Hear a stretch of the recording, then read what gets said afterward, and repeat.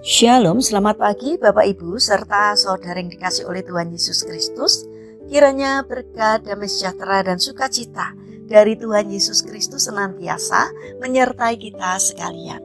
Sebelum kita mendengarkan firman Tuhan dan renungan, marilah kita berdoa. Tuhan Allah Bapa yang Maha Baik, kami sungguh bersyukur atas kebaikan dan kemurahan-Mu, karena Engkau Tuhan yang selalu melindungi, menolong dan menopang kami. Terima kasih atas setiap kebaikan-Mu, ya Tuhan. Jika saat ini kami akan mendengarkan firman-Mu, urapilah kami dengan Roh Kudus-Mu, agar kami dapat mengerti dan memahami apa yang Tuhan sampaikan kepada kami. Bimbing hati kami, agar mampu menjadi anak-anak-Mu yang mentaati firman-Mu. Terima kasih Tuhan, di dalam nama Tuhan Yesus Kristus kami sambut berkat firman-Mu. Amin.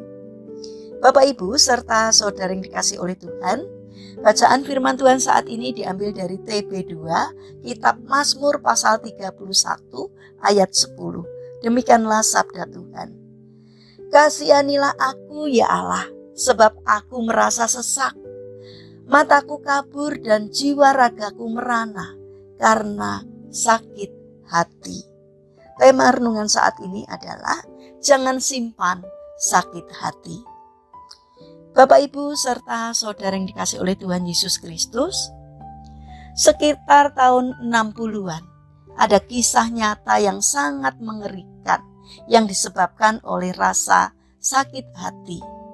Di New York ada seorang remaja yang melakukan pembunuhan dengan sadis terhadap seorang tua. Saat itu orang tua tersebut sedang duduk santai di sebuah bangku di taman sambil membaca koran. Tiba-tiba seorang remaja berumur 16 tahun mendekatinya, mencabut sebilah pisau pemotong daging yang besar dan menikam pada orang tua tersebut sebanyak 130 kali. Ketika polisi menarik remaja itu dari mayat orang tua tersebut, dia masih menikamnya. Polisi menangkapnya dan berusaha mencari tahu apa penyebabnya sehingga remaja ini nekat berbuat jahat seperti itu. Pada saat polisi melakukan interogasi, remaja ini diam sesaat. Akhirnya polisi bertanya kepadanya, "Lihat, siapa orang ini?" Jawabnya, "Aku tidak tahu." Polisi bertanya kembali, "Nah, apa yang ia telah perbuat padamu?" "Tidak ada." "Jadi apa maksudmu mendatangi orang yang benar-benar tak kau kenal, yang tak melakukan atau mengatakan apa-apa kepadamu dan kau membunuhnya?" Dengan masih tak mengerti, polisi bertanya lagi, "Mengapa kau lakukan ini?" Remaja itu menjawab, "Kalian betul-betul ingin tahu? Aku mempunyai seorang kakak laki-laki yang benar-benar pandai, seorang atlet besar, tampan dan berbakat. Ya, pokoknya dia segala-galanya bagi keluarga, sedang aku tidak. Ibuku selalu berkata, 'Mengapa kau tidak menjadi orang yang terkenal seperti kakakmu?' Kakakku selalu menunjukkan diri sebagai orang yang dibanggakan oleh ibuku dan semakin meremehkanku. Aku tahu aku tidak memiliki kepandaian atau bakat untuk membuatku terkenal. Lalu aku membayangkan, jika aku tak terkenal dengan cara seperti kakakku, aku akan terkenal dengan cara yang lain. Maka aku memikirkan kemungkinan terburuk yang dapat kulakukan.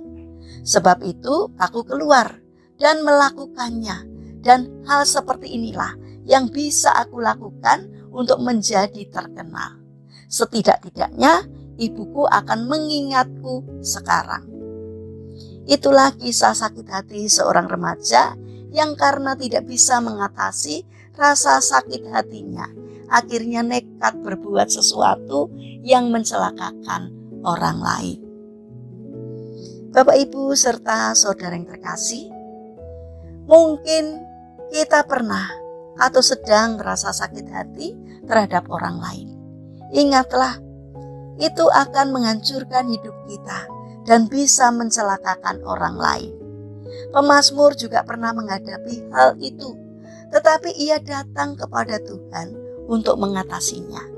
Ada dua hal yang ditulis oleh pemazmur untuk mengatasi rasa sakit hatinya, yaitu yang pertama, memohon belas kasih Tuhan. Kasihanilah aku ya Allah, sebab aku merasa sesak, karena sakit hati mengidaplah mataku, meranalah jiwa dan tubuhku. Mazmur 31 ayat 10. Sedangkan yang kedua adalah meyakini bahwa Tuhan akan menolong. Tetapi kepadamu aku percaya ya Tuhan. Aku berkata, Engkaulah Allahku. Mazmur 31 ayat 15. Datanglah kepada Tuhan yang akan mengatasi sakit hati kita. Mari kita bangun karakter untuk membuang semua kepahitan, membuang rasa sakit hati, agar kita dapat terhindar dari sakit hati itu yang dapat menghancurkan masa depan kita. Minta tolonglah kepada Tuhan, Tuhan akan memulihkan dan menyembuhkan kita. Mari kita berdoa. Tuhan Yesus yang Maha Baik, berikanlah kami hati yang lapang untuk menerima kenyataan pahit yang Engkau izinkan terjadi menimpa kami. Berikanlah juga kemampuan untuk mengalahkan rasa sakit hati kami terhadap orang yang menyakiti kami. Bapa yang Maha Kasih, kami berdoa bagi mereka yang mengalami lemah fisik atau sakit.